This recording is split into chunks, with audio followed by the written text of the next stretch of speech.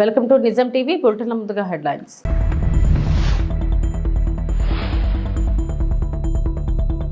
తమిళనాడు మంత్రి నెహ్రూ సోదరుడి సంస్థలో ఈడీ సోదాలు.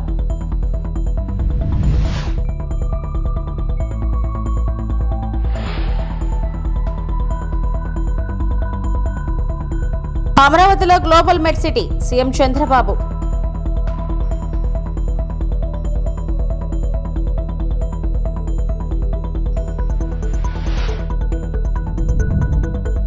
ప్రజలు ఎప్పుడు ఏ సమస్యలు ఉన్నా పరిష్కరించేందుకు సిద్ధం, మంత్రి నారా లోకేష్.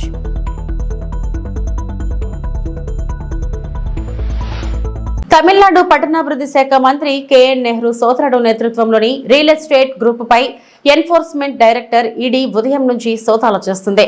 మంత్రి నెహ్రూ సోదరుడు కేఎన్ రవిచంద్రన్ టీవీహెచ్ గ్రూప్ అనే రియల్ సంస్థను స్థాపించి వ్యాపార కార్యకలాపాలను నిర్వహిస్తున్నారు. టీవీహెచ్ గ్రూప్ తో ముడిపడి ఉన్న దర్యాప్తులో భాగంగా ఈడీ అధికారులు చెన్నైలోని పలు కార్యాలయాలు, నివాసాల్లో సోదాలు చేస్తున్నారు. ఆర్థిక అవకతవకలకు సంబంధించి సోదాలు జరుగుతున్నట్లు ఈడీ వర్గాలు తెలిపాయి.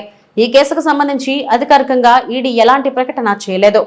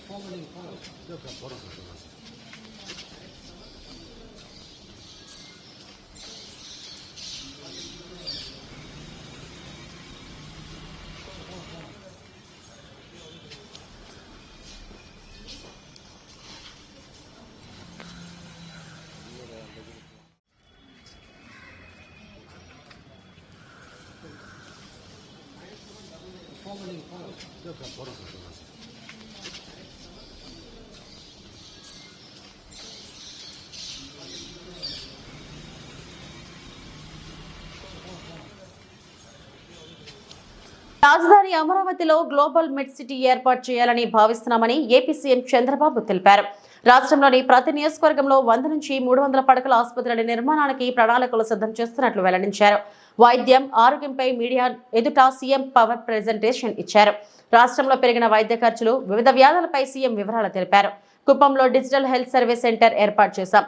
కొన్ని చోట్ల గుండె జబ్బులు, డయాబెటీస్, హైపర్ టెన్షన్, శ్వాసకోశ వ్యాధులు విస్తృతంగా పెరుగుతున్నాయి. రాష్ట్రంలో పురుషుల కంటే మహిళల్లో హైపర్ టెన్షన్ అధికంగా కనిపిస్తుంది.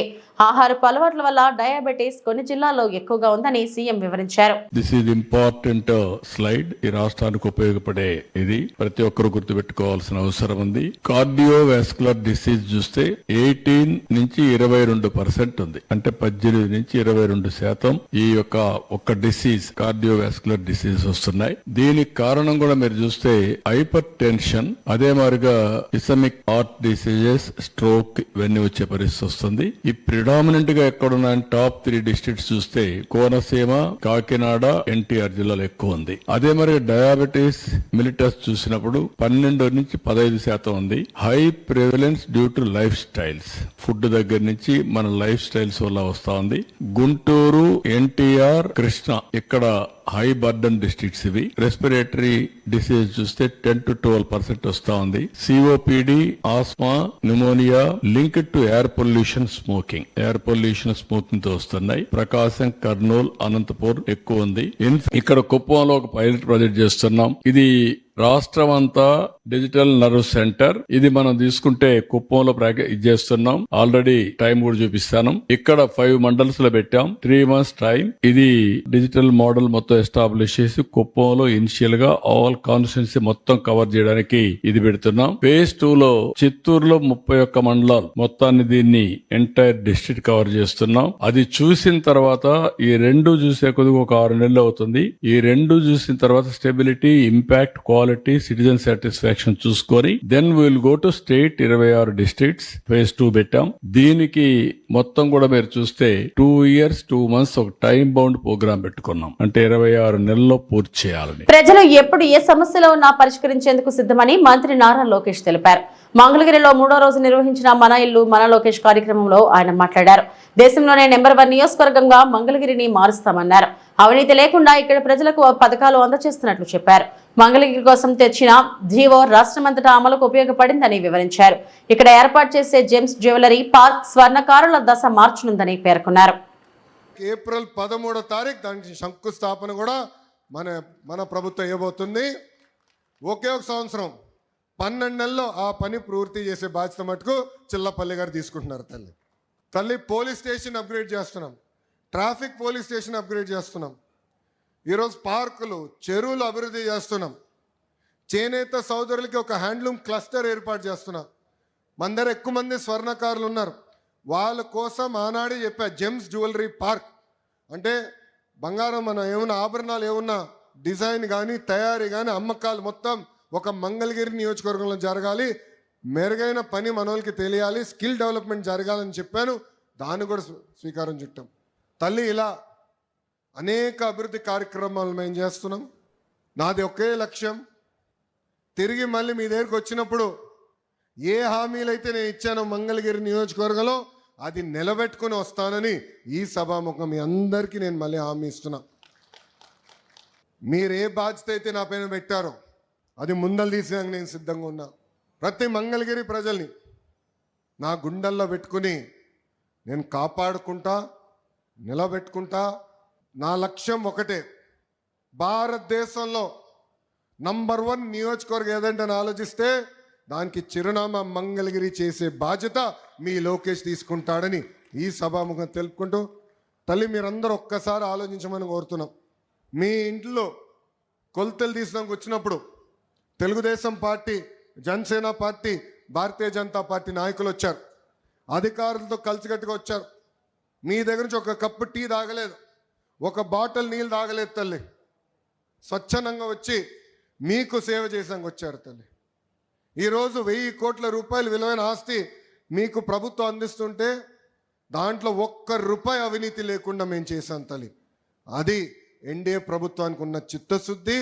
అహర్నిశలు మీకోసం కష్టపడడానికి మేము సిద్ధంగా ఉన్నాం.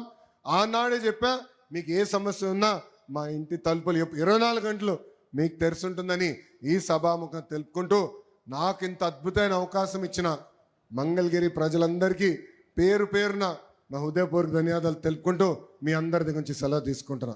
అందరికీ నమస్కారం. జై. రైతులు తాము విక్రయించుకున్న ధాన్యానికి సంబంధించి 24 గంటల వ్యవధిలోనే డబ్బులు వారి ఖాతాల్లోకి జమ చేసే విధంగా ప్రభుత్వం చర్యలు తీసుకుంటుందని తణుకు ఎమ్మెల్యే ఆర్మిల్లి రాధాకృష్ణ పేర్కొన్నారు. సోమవారం తణుకు మండలం దువ్వ, వేల్పూర్ గ్రామాల్లో ధాన్యం కొనుగోలు కేంద్రాన్ని ప్రారంభించిన ఆయన మాట్లాడారు. తణుకు నియోజకవర్గంలో 53 రైతు సేవా కేంద్రాల ద్వారా దాదాపు 1,00,000 టన్నులకు పైగా ధాన్యం కొనుగోలు చేసేందుకు ప్రణాళికలు చేపట్టినట్లు తెలిపారు. రబీ సీజన్ కు సంబంధించి జిల్లాలో 6 లక్షల టన్నుల, తణుకు నియోజకవర్గంలో 1,00,000 టన్నుల చొప్పున ప్రభుత్వం నిర్ణయించిన మద్దతు ధరకు కొనుగోలు చేసి రైతులకు అన్ని విధాలుగా కూటమి ప్రభుత్వం అండగా నిలబడుతుందని చెప్పారు. రైతులు తమకు నచ్చిన ప్రాంతాల్లో ఏ రైస్ మిల్లుకు కావాల్సి వస్తే ఆ రైస్ మిల్లుకు అమ్ముకునే విధంగా చర్యలు చేపట్టినట్లు తెలిపారు. ప్రభుత్వం నిర్ణయించిన మద్దతు ధరతో పాటు లోడింగ్, అన్లోడింగ్, హమాలీ ఛార్జీలు సైతం ప్రభుత్వమే చెల్లించే విధంగా చర్యలు తీసుకున్నట్లు పేర్కొన్నారు. ఈ కార్యక్రమంలో పౌర సరఫరాల, రెవెన్యూ అధికారులతో పాటు కూటమి నాయకులు, కార్యకర్తలు పాల్గొన్నారు. ధాన్యం కొనుగోలు కేంద్రాలను ఈరోజు తణుకు నియోజకవర్గంలో వేల్పూరు, దువ్వ గ్రామాల్లో ప్రారంభించుకుని ఈ రబీ సీజన్కి సంబంధించి నియోజకవర్గంలో దాదాపు 1,60,000 టన్నుల ధాన్యం పండితే ఈరోజు నియోజకవర్గంలో ఉన్నటువంటి 53 రైతు సేవా కేంద్రాల ద్వారా ధాన్యం కొనుగోలు ప్రక్రియను ప్రారంభించుకోవడం జరుగుతుంది.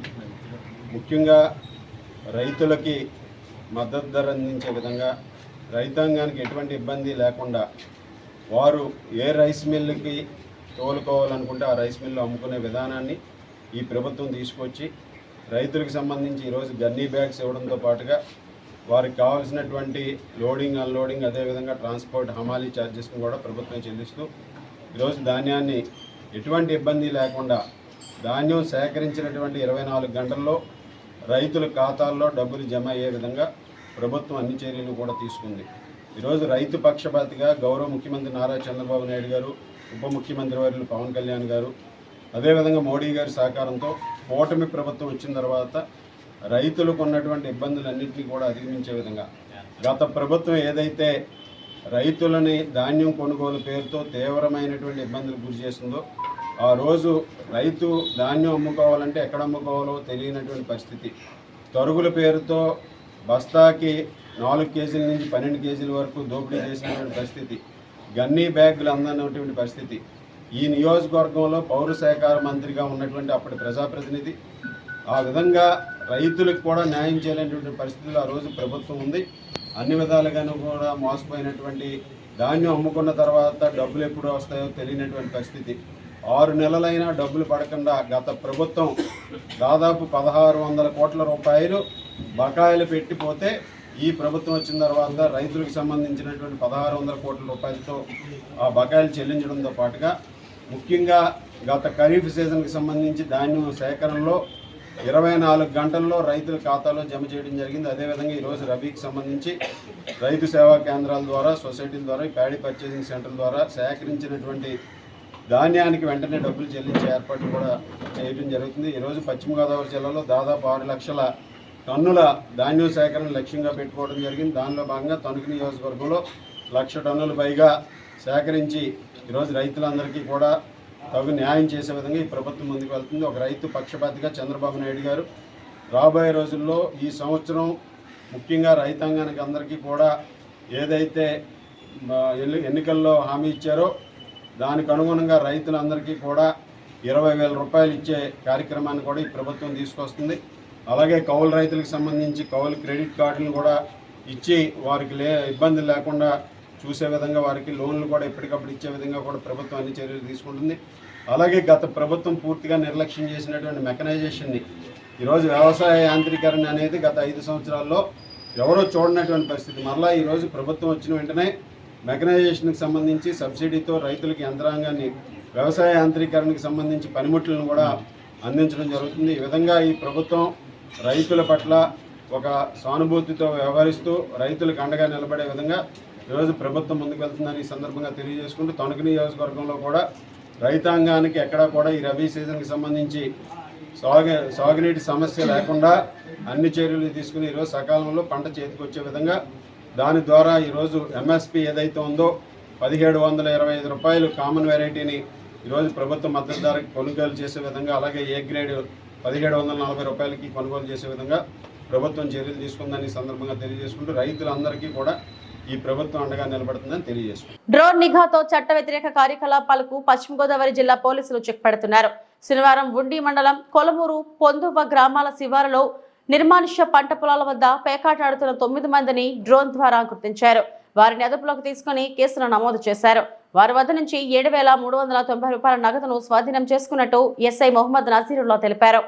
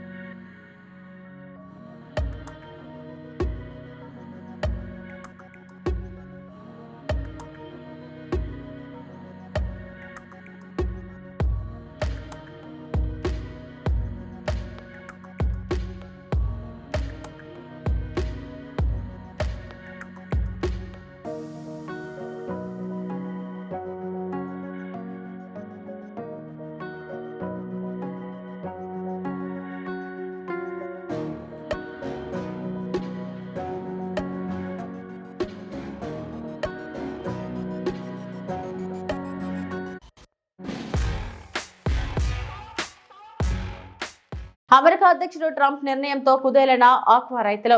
పశ్చిమ గోదావరి జిల్లా భీమవరం మండలం తాడేరు గ్రామంలో రొయ్యలు సాగు చేస్తున్న అల్లూరు శ్రీనివాసరాజు, యాళ్ల బండి శ్రీకృష్ణ ఆక్వాలో ఎదుర్కొంటున్న సమస్యలను వివరిస్తూ ఆక్వాలో మన దేశం సుమారు 60,000 కోట్లు విదేశీ మాదక ద్రవ్యాన్ని సంపాదిస్తుందని, ఇప్పుడు అమెరికా అధ్యక్షుడు ట్రంప్ తీసుకున్న నిర్ణయం వలన మన దేశం నుండి ఎగుమతి అవుతున్న ఆక్వా రంగంపై 25% సుంకం విధించడంతో ఆ భారాన్ని ఆక్వా రైతు మీద వేయడంతో అధిక మొత్తంలో నష్టపోతున్నామని, ఇంత నష్టపోతున్న ఆక్వా మేతలు మందుల ధరలు మాత్రం తగ్గించకపోవడం వల్ల కష్టాల బారిన పడుతున్నామని, అదేవిధంగా గతంలో ప్రతిపక్షంలో ఉన్నప్పుడు ఆక్వా రైతులను ఆదుకుంటామని చెప్పిన ప్రస్తుత కూటమి ప్రభుత్వం విద్యుత్ ఛార్జీలతో పాటు ఫ్యూయల్ ఛార్జెస్, ఇతర ఛార్జీలతో చాలా ఇబ్బందులు పడుతున్నామని, దీన్ని దృష్టిలో పెట్టుకుని ఆక్వా రంగాన్ని ఆదుకోవాలని అమెరికా అధ్యక్షుడితో మోడీ చర్చలు జరిపి చర్యలు తీసుకోవాలని, లేదంటే ఆక్వా రంగం క్రాప్ హాలిడే ప్రకటించాల్సి వస్తుందని తెలిపారు.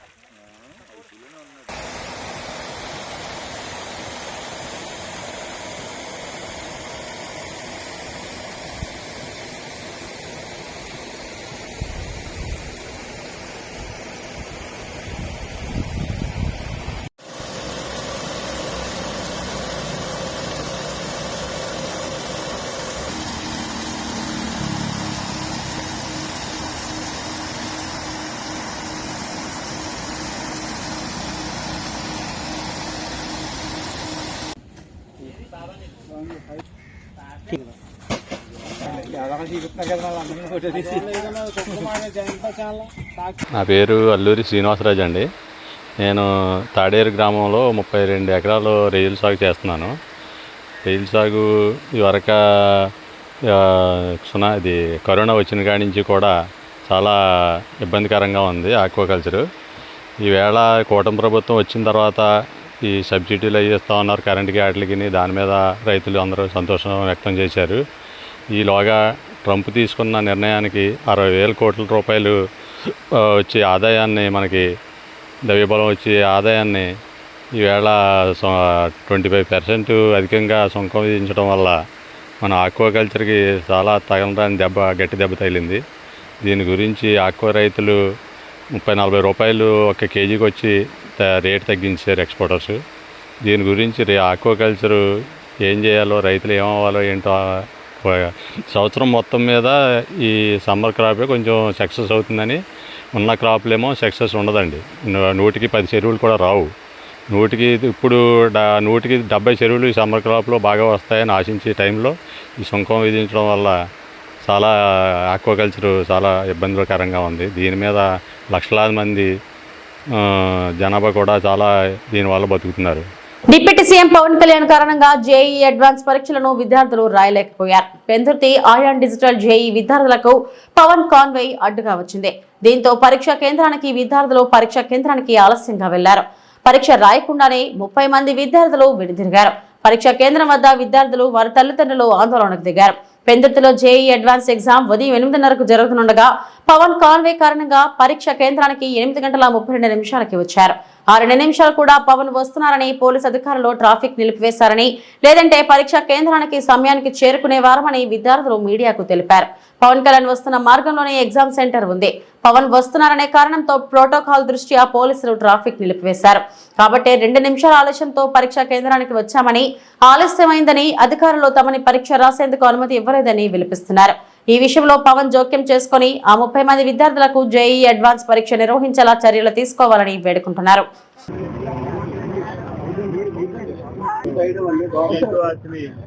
నీతో వచ్చిన పేరెంట్ ని 8:30కి ఇక్కడికి రావాలండి టైం యాక్చువల్ గా. కాకపోతే మేము 8:32కి వచ్చామండి. ఈ 2 నిమిషాలు కూడా ఏంటంటే మాకు ఇక్కడ ట్రాఫిక్ ఆపేశారు రెస్ట్రిక్షన్స్ వల్ల. పవన్ కళ్యాణ్ సార్ వస్తున్నారని.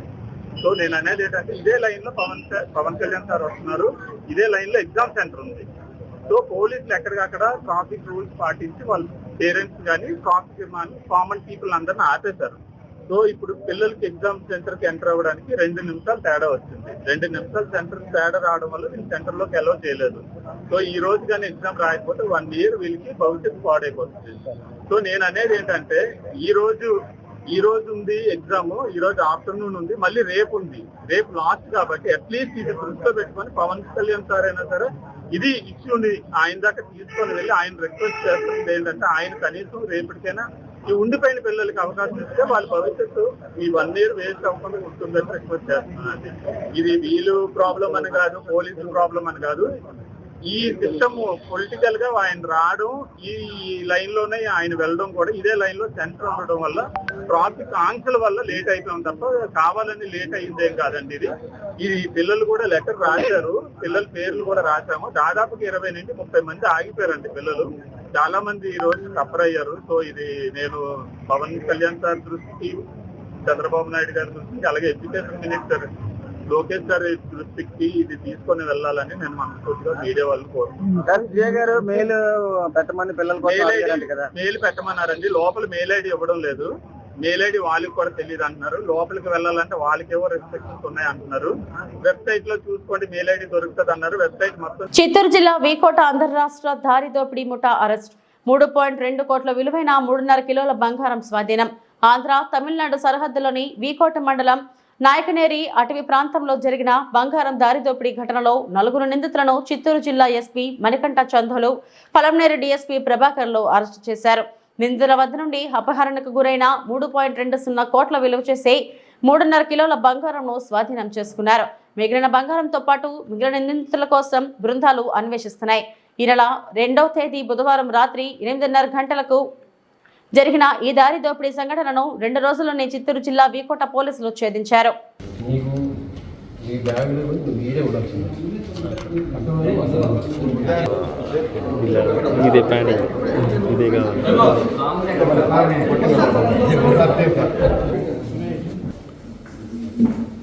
దీనికి సంబంధించి ఈరోజు మనం ఈ ప్రెస్ మీట్ నిర్వహిస్తున్నాము. 2/4/2025 అంటే ఈ నెల ఏప్రిల్ 2వ తారీఖున జరిగిన ఒక దారి దోపిడీ వీకోట లిమిట్స్లో. ఇందులో ఒరిజినల్గా వాళ్ళు చెన్నై నుంచి కేజీఎఫ్కి బంగారాన్ని ట్రాన్స్పోర్ట్ చేస్తున్నారు. దాన్ని అడ్డగించి ఒక కారులో కొంతమంది దుండగులు వచ్చి వాళ్ళని బెదిరించి వాళ్ళ దగ్గర ఉన్న బంగారం ఉందని తెలుసుకొని ఆ బంగారం మొత్తాన్ని 3.5 కిలోల బంగారం మొత్తాన్ని కూడా వాళ్ళు తీసుకొని వెళ్ళిపోవడం జరిగింది. కానీ మనకి ఆ సమాచారం 3వ తారీఖు మన స్టేషన్కి వచ్చి వాళ్ళు కంప్లైంట్ ఇవ్వడం జరిగింది. ఇందులో కంప్లైంట్ ఇచ్చిన వ్యక్తి చేతన్ కుమార్. ఇతను కేజీఎఫ్లో ఒక బట్టల వ్యాపారి మరియు బంగారం సంబంధించిన వాటిని వ్యాపారం చేసి కొనుగోలు చేసి అమ్మకాలు చేస్తుంటాడు. ఇతను చెన్నై నుంచి ఫ్రీక్వెంట్గా బంగారం తీసుకొని వెళ్ళి కేజీఎఫ్లో ఉండే వేరే వేరే దుకాణాలకి ట్రాన్స్పోర్ట్ చేస్తుంటారు. ఇదే రకంగా 2వ తారీఖు చెన్నైలో కొనుక్కొని కేజీఎఫ్ తీసుకెళ్తుండగా మనకి వీకోట లిమిట్స్లో నాయకనేరి ఘాట్, ఈ ఘాట్ నందు వీళ్ళు తీసుకెళ్తున్న బంగారం ముందరగానే తెలుసుకొని దాన్ని ఆపి కొంతమంది ప్లాన్ చేసి ఈ బంగారాన్ని తీసుకొని వెళ్ళారు. సో మనకి 3వ తేదీన సమాచారం వచ్చిన మనం వెంటనే కేసు రిజిస్టర్ చేసి ఇన్వెస్టిగేషన్ మొదలుపెట్టాము. ఇందులో మొత్తం 4 ఇన్స్పెక్టర్లని 4 టీమ్స్గా పెట్టేసి అందరినీ కూడా వేరు వేరు రూట్స్లో ఎక్కడ జరిగింది, అలానే ఏ రూట్స్ నుంచి వాళ్ళు వచ్చారు, ఏ రూట్స్ నుంచి వెళ్తారు, మొత్తం ఇవన్నీ కూడా technical evidences, CCTV evidences gather చేయడం జరిగింది. ఈ గ్యాదర్ చేస్తున్న విషయంలో మనకు తెలిసింది ఏంటంటే ఎవరైతే ఈ కారులో వెళ్తున్నారో ఆ డ్రైవర్ ముక్రమ్ అనే వ్యక్తి, అతన్ని మనం ఏటుగా యాడ్ చేసాము. ఈ ముక్రమ్ పర్సన్ చేతన్ కుమార్ దగ్గరే చాలా కాలం నుంచి పనిచేస్తున్నాడు. ఈ విషయాన్ని అతను జైపాల్ అనే కేజీఎఫ్లో పనిచేసే ఒక కాంగ్రెస్ కౌన్సిలర్ అతనికి తెలియజేసి ప్లాన్ చేసి ఒక పథకం ప్రకారం మన వీకోట లిమిట్స్లో ఈ దారి దోపిడిని ప్లాన్ చేశారు. దాన్ని ఎగ్జిక్యూట్ చేయడం జరిగింది. సో మనకు వచ్చిన ఈ టెక్నికల్ ఎవిడెన్స్ అన్నిటినీ కలుపుకొని వీళ్ళని మనం ట్రేస్ చేసాము. ఇప్పటి వరకు మొత్తం 13 మంది ఇందులో ఇన్వాల్వ్ అయ్యారు. ప్లానింగ్లో కానీ ఎగ్జిక్యూషన్లో కానీ చెన్నై నుంచి వీళ్ళని ఫాలో అవుతూ కేజీఎఫ్ ద్వారా రావడం కానీ. సో మొత్తం 13 మందిని మనం ఐడెంటిఫై చేసాం. ఇందులో 4 ఎవరైతే సరే మెయిన్. ఇవి ఇప్పటివరకున్న బులెటిన్ అప్డేట్స్. నమస్తే.